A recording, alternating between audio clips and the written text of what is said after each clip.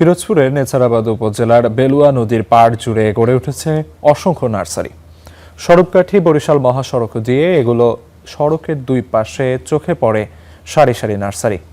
কোথাও বাহারি ফুল, কোথাও দেশি বিদেশি ফলের চারা, আবার কোথাও শোভা পাচ্ছে কাঠ ও ঔষধি গাছের চারা।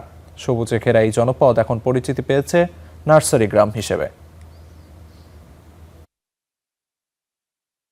দূর থেকে দেখলে মনে হবে ফুলের গালিচায় মোড়ানো এক বিস্তীর্ণ জনপদ। এমন চিত্র পিরোজপুরের নেছারাবাদ উপজেলার। এই উপজেলার ৩৮টি গ্রামে প্রায় ৫০০ হেক্টর জমিতে গড়ে উঠেছে কয়েকশো নার্সারি। এর মধ্যে অলঙ্কার কাঠি গ্রামেই রয়েছে ১৫০ শতাধিক নার্সারি। নেছারাবাদের উৎপাদিত ফুল ও ফলের চারা দেশের বিভিন্ন অঞ্চলে সরবরাহের পাশাপাশি বিদেশেও যাচ্ছে। বিভিন্ন আইটেমের এখানে ফলজ ভেষজ গাছ পাওয়া যায়। ১৫ থেকে ২০টা দেশের চারা আমাদের কাছে বর্তমানে আছে। আশা করি ভবিষ্যতে আরও বাড়বে।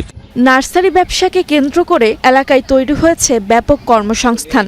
শুধু অলঙ্কার কাঠির নার্সারিগুলোতেই ১,০০০-এর বেশি মানুষের কর্মসংস্থান হয়েছে। ঢাকা যায়, রাজশাহী যায়, চিটাগাং যায়, বরিশাল যায়, বিভিন্ন দেশে আর কি। বছরে এখান ধরেন ৫০ লক্ষ টাকা মতো বিক্রি হয়। প্রায় ১০০ প্রজাতির গাছ আছে এখানে।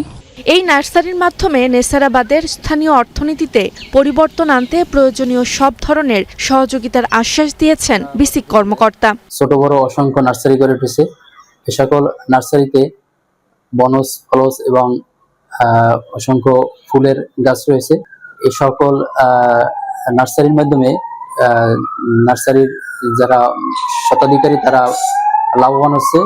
স্থানীয়দের আশা, সরকারি ও বেসরকারি সহযোগিতা বাড়ানো গেলে নেছারাবাদের নার্সারি শিল্প আরও বড় পরিসরে ছড়িয়ে পড়বে।